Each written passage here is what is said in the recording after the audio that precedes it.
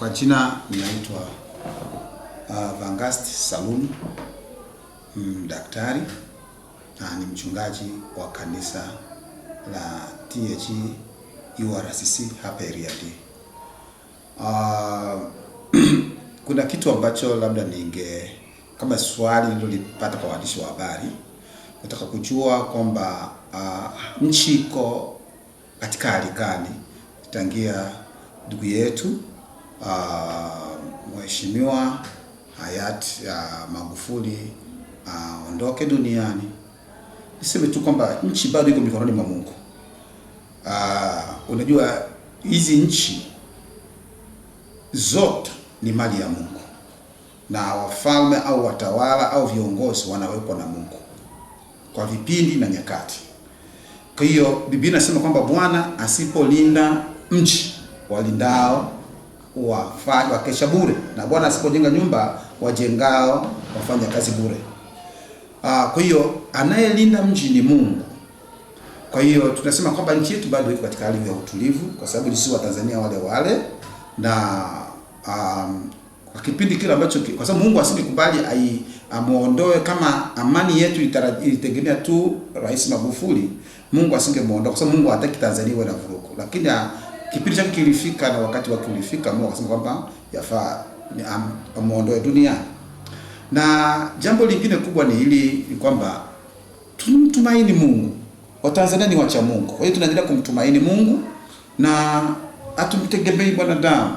Kila mwanadamu ana sehemu yake, lakini matumaini yetu na imani yetu, hata Magufuli rais wetu aliyekuwa anaongoza nchi yetu, siku zote alisema tumtumaini Mungu, akijua kwamba hatuwezi kuweka tumaini letu kwake. Alituelekeza kwa Mungu, tumtegemee na kumtumaini Mungu. Hata katika kipindi kigumu cha corona alituambia tumtumaini na kumtegemea Mungu.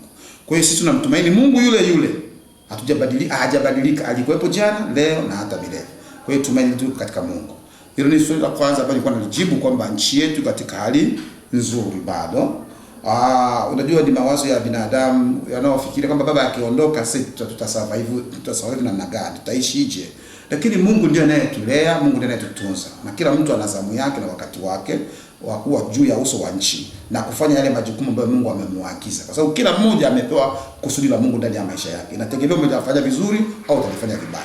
Jambo la pili, watu tunataka tuangalie legacy, kwamba ya huyu alifanya vizuri au hajafanya vizuri. Hiyo ni kawaida ya wanadamu. Hata kama ingekuwa mwanadamu siku zote hatosheki wala haridhiki. Yesu mwenyewe ambaye ndiye alikuwa mwana wa Mungu alifanya vitu vingi, akaponya wagonjwa, akafua mpaka wafu, na akawapata mikate bure, wakala wakashiba. Bado siku ya mwisho alisema msulubishe, hakumtaka tena. Mwanadamu yuko hivyo. Kwa hiyo usitarajie sifa na heshima kwa binadamu. Sifa ile heshima Mungu ndiye anayempa mwanadamu unapoingia mbinguni. Kwa hiyo tufanye mambo yote tukijua kwamba siku moja tuna mwisho wetu, na ule mwisho wetu uwe mzuri kuliko mwanzo. Biblia inasema heri mwisho wa jambo kuliko mwanzo. Kwa hiyo tutarajie kwamba tukijua kwamba kuna mwisho.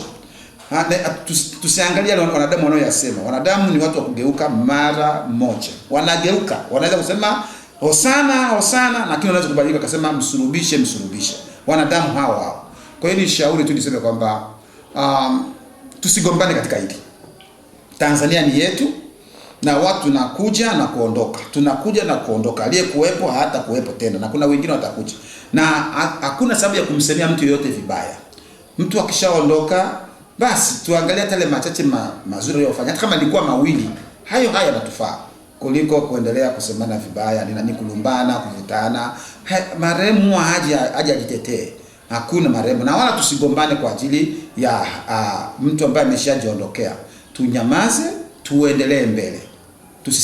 Tusianze kutuumiana hivi na hivi ama wewe. Hapana, tuwe wa Tanzania na tukabaki katika umoja wetu. Nakumbuka siku Nyerere amekufa, nilifikiria mimi, kwa sababu bado na mimi nilikuwa bado kijana, kafikiri huyu mzee kaondoka, basi nchi basi tayumba.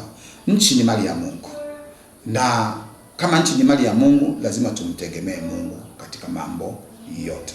Tusilumbane, tusinyoshiane vidole, tupendane kwa upendo. Na wale hakuna sababu ya kumsema mtu vibaya. Hakuna mtu ambaye ni kamili 100%. Kila mmoja na mapungufu yake, na kila mmoja anaweza kuwa na mazuri yake.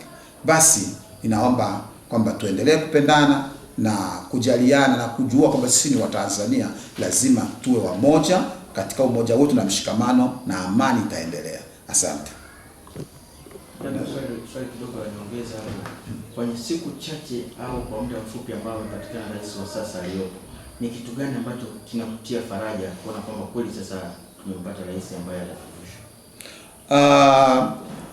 Mimi siwezi kusema kwamba sasa ndio tumempata rais. Unajua, kama nilivyosema, moyo wa ufalme uko mikononi mwa Bwana, na Bwana ndio anaweza kuongoza. Ni kama vile mito ya maji, Mungu ndiye anayeiongoza kwamba huyu uelekee huku, huu uelekee huku. Nimewahi kuona maajabu, kuna mito inayomwaga kwenye maziwa au baharini, lakini kuna mito inayovuta kutoka baharini kwenda kumwaga ambako. Kwa hiyo ni maajabu ya Mungu. Kwa hiyo siwezi kusema kwamba no, yeye amekuja kwa kipindi na anajua kwamba walikuwa kwenye ofisi moja, aidha ataendeleza yale, aidha atakuwa na maono yake. Kwa hiyo siwezi kusema kwamba tumepata utoshelevu, kwamba mwanadamu yuko hivyo, hatosheki. Hata kama labda hata angekuja malaika, labda aje Mungu mwenyewe, lakini kwa mwanadamu sio kwamba tumepata utoshelevu, hapana. Lakini najua tu atafanya kazi nzuri kwa ile yale maono alionayo, kwa sababu kazi yoyote inategemea maono. Mtu unaweza usibezi kwenye maono ya mwingine aliyetangulia. Kwa mfano, tunaona mifano michache. Sauli alikutangulia, akaja Daudi.